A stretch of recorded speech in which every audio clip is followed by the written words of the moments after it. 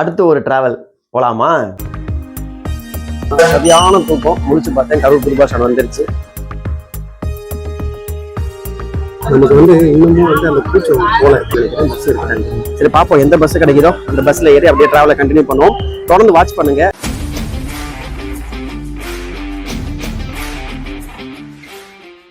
Hello guys, எல்லாரும் எப்படி இருக்கீங்க? நல்லா இருப்பீங்கன்னு நம்புறேன். நானும் நல்லா இருக்கேன். அடுத்து ஒரு டிராவலுக்கு கிளம்பியாச்சுங்க. டிஜிட்டலா சேர்ந்து என் கூட டிராவல் பண்றதுக்கு தயாரா?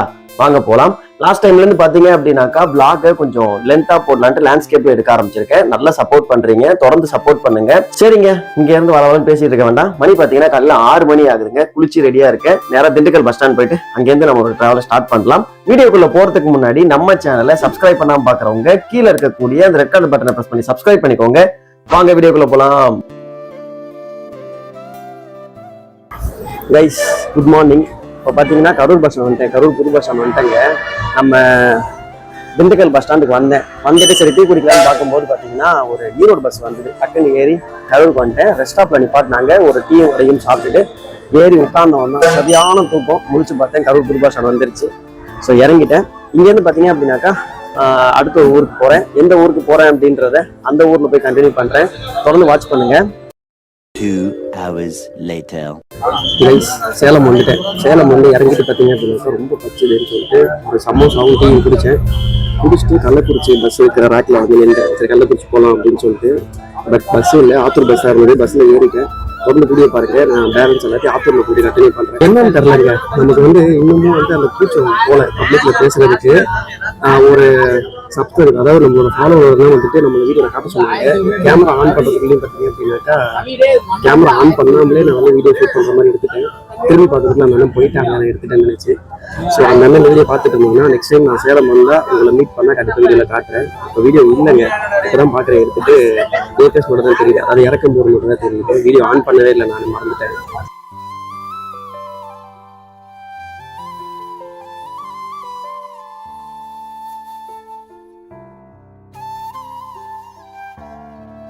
கைஸ், இப்போ எங்க இருக்குன்னு தெரியுமா?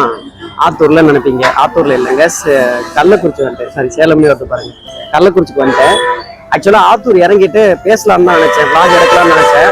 நம்ம வந்த பஸ் டிரைவர் கண்டக்டர்னு சொன்னாங்க, பின்னாடியே கள்ளக்குறிச்சி பஸ் வரும், வேணா அதுல ஏறிக்கோங்க அப்படின்னு சொல்லி சொன்னாங்க. கள்ளக்குறிச்சி பஸ் வந்தது ஒரு 5 நிமிஷத்துல. அதுல பர்மிஷன் கேட்டுட்டு நேரா வீடியோ எடுத்துட்டு இங்க வந்துட்டேன். இறங்குனதுமே பாத்தீங்க அப்படின்னாக்கா நல்ல பசிங்க. சரி பஸ் சாப்பிடலாம் அப்படின்னு சொல்லிட்டு பஸ் ஸ்டாண்ட்ல இருந்து ஒரு ஹோட்டல்ல போய் பிரியாணி ஆர்டர் பண்ணி சாப்பிட்டேன்.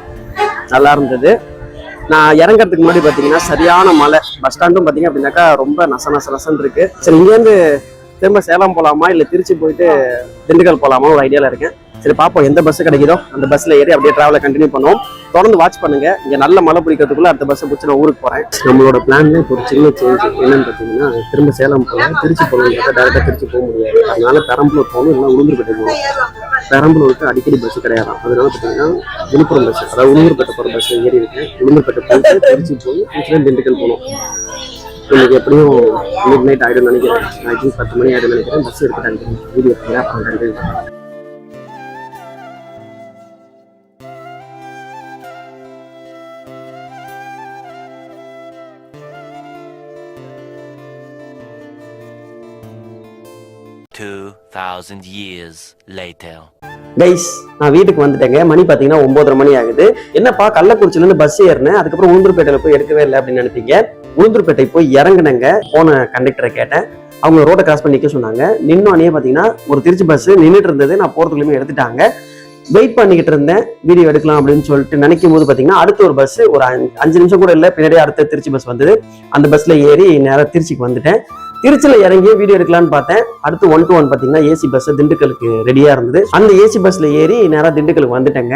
இன்னைக்கு டிராவல் எப்படி போச்சுன்னு கேட்டீங்கன்னா ரொம்ப ஒரு மாதிரி பரபரப்பா போச்சு. ஏன்னா இறங்குறதுமே அடுத்த பஸ் மாறணும், இறங்குறதுமே அடுத்த பஸ் மாறணும். சாப்பிட்றதுக்கு மட்டும்தான் ஒரு 20-25 மினிட்ஸ் கிடைச்சிது. அதுக்கப்புறம் பாத்தீங்கன்னா டீ குடிக்க கூட டைம் இல்லை.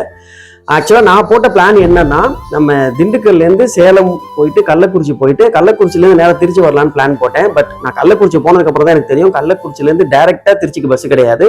ஒண்ணு பெரம்பலூர் போகணும், இல்லைனாக்கா உளுந்தூர்பேட்டை போகணும் அப்படின்னு சொல்லிட்டு பெரம்பலூர் போகலாம் அப்படின்னு சொன்னோம்னா டைமிங் பஸ் தானாமா. அதுவுமே கொஞ்சம் வில்லேஜ் சைட்லாம் சுற்றி போகும், லேட் ஆகும் அப்படின்னு சொல்லிட்டு சொன்னாங்க.